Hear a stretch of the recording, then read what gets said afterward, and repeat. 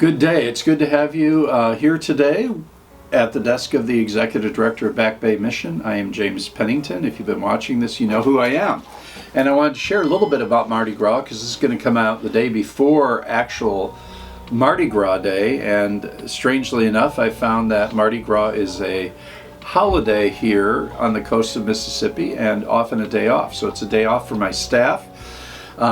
Primarily because they can't really even hardly get to our facility because of the Mardi Gras parades and activities.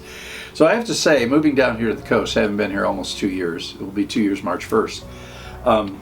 People really love parades here, and anytime there's an opportunity for a parade or a party, it seems like the folks on the coast are all about it. And Mardi Gras has always been something that's kind of been a mystery to me, because you hear about Mardi Gras in New Orleans and the big Mardi Gras events and all the beads and people lifting up their shirts, right? And all the crazy stuff they do from the balconies of kind of the French Quarter. But what I've come to understand is that Mardi Gras is kind of one of those celebrations that really goes way back. Now, I was ordained originally Lutheran and now I'm United Church of Christ. But back in the Lutheran tradition, we had this very long season of Lent. And the season of 5 to 6 weeks of Lent was the time you gave up something for Lent, whether it was chocolate or sweets or alcohol or whatever it may be, but you give up something for the time of Lent as a sign of your penance, right, for what's to happen on Good Friday as you move toward the celebration of Easter. So Mardi Gras was not a part of that up north, but here in the south, especially along the coast, and Mobile to Mobile, Alabama, to New Orleans, Louisiana, this is really a big issue. And we have many, many Mardi Gras parties and parades. In fact, some of our staff are involved in the balls. But it's kind of a time of, I guess, of feasting, which really culminates the day before Ash Wednesday. So Mardi Gras Day, the big Mardi Gras Day, is the day before Ash Wednesday. And Ash Wednesday is the time when, at least in many traditions, Catholic and Lutheran and Episcopalian, Methodist, you get a cross of ashes on your forehead to remind you of your mortality and to remind you ashes to ashes, dust to dust. And so that's a sign of penitence or asking of forgiveness. And so Mardi Gras is French for actually Fat Tuesday. Most of you probably know that. The day before Ash Wednesday, Fat Tuesday. And it's the last night of eating incredibly rich, fatty foods and kind of going all out, right? Before you enter this season of penitential reflection. And so I know in the community that I served in Phoenix, we had Ash Wednesday, but we really didn't do anything the day before. I know some communities of faith, they have pancake feeds or they'll eat other rich foods just to really mark that entering into a time of penitence. What is interesting is it's really kind of developed in kind of the French culture, but it actually comes partly from, I would say, really all Protestant cultures and Catholic cultures that saw this time as Lent as being a time of really reflection and internal and emotional reflection.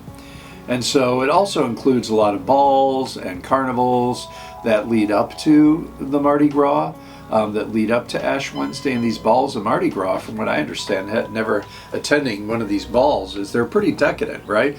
There's lots of food, there's lots of rich food, there's lots of pastries, there's lots of dancing, and there's lots of alcohol. Because again, as you're moving into this time of 4 to 5 weeks of penance, from Ash Wednesday to Easter, people kind of cut back, and especially in the Catholic and many Protestant traditions. So send us good energy, send us good prayers, because this is the time and the season of bead throwing and parades, and then we move into that time of really reflecting and thinking about our lives. But I would feel that for me, this particular Ash Wednesday through Easter, I've been thinking a lot about our common experience in this country right now, right, and our culture, and kind of what's happening, and what's been really disturbing to me. And I think I'm going to be focusing quite a bit of my energy during Lent on this, because Lent for me has always been a time to focus on something, to focus on I guess what I find to be maybe disturbing in my culture. And primarily it's because that time is a time for introspection. And so last year I spent quite a bit of time thinking about whiteness and white privilege and race and racism, because that's been a passion of mine. But I believe this particular Lenten season, during those 4 or 5 weeks, I'm going to do a deeper dive and a deeper study into guns and gun violence in this country, because I've been looking at some of the statistics, and we've had actually more mass shootings than we've had days since the beginning of 2022, and so for 2023. And so for me, that's a reflection that I want to do, that I want to reflect on my own peacemaking, if you will, or how I use my language and my words and my actions as non-violent reflection, kind of in the kind of understanding of individuals like Gandhi and Martin Luther King.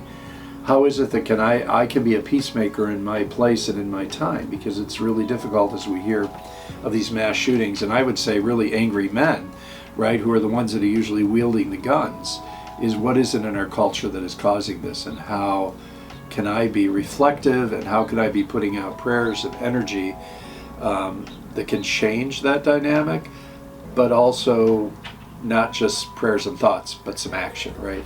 So for me, that's the challenge for me during this Lenten season. And I would encourage you on Ash Wednesday and until Easter to be thinking about that, because the whole Easter season, or that whole Lenten season, the build-up is to Maundy Thursday, the celebration of Jesus with the disciples, and Jesus declaring, hey, I'm going to be killed. And then he's killed on Good Friday, and then he rises again. That's the tradition that we follow, if you follow that tradition. And as I think about the death of Jesus, it was an unjust death. Jesus, after all, was a homeless, itinerant preacher, and lost his life because he was living a life of resistance, and living a life that was speaking truth to power, and really sharing love with what others thought unlovable. And so I would see that culmination of Good Friday and Easter as being a time of violence toward those who did not deserve it. And so for me, this season, that's going to be in my thoughts and in my heart, because I do believe deep down somewhere in my soul that if we really put forth positive energy, and we do our due diligence, and we not only do our thoughts and prayers, but we do our action, that we definitely can change the world and change the culture, and change something like this gun violence, even though it seems to be out of control. So I would also encourage you to write to your legislators and individuals that have the power to make changes and make a difference in the way we handle guns, right? That you would do your due diligence with that. So with that being said, I'm going to do something different. And I would just like to end this moment about Mardi Gras and about penitence and about your Lenten journey with a word of prayer, if you would join me. So let's be in prayer. Oh, the God of life and breath, creative spirit, we ask that you would release us from our anxieties, that you would help us to live into the beauty of the carnival and the ball and the joy that is there during Mardi Gras, but you'd also help us to be reflective during those next few weeks, to consider how we can be a part of the change in the world that we desire to see. So we are grateful for each breath that we take and each morning we awake, knowing that your mercy is new and that we have an opportunity to be an agent of change in our world and in our place. So guide and direct us. We ask this in your many names, O God. Amen. Thanks for joining me today. As always, consider giving to Back Bay. We are in our 100th anniversary, which is totally exciting.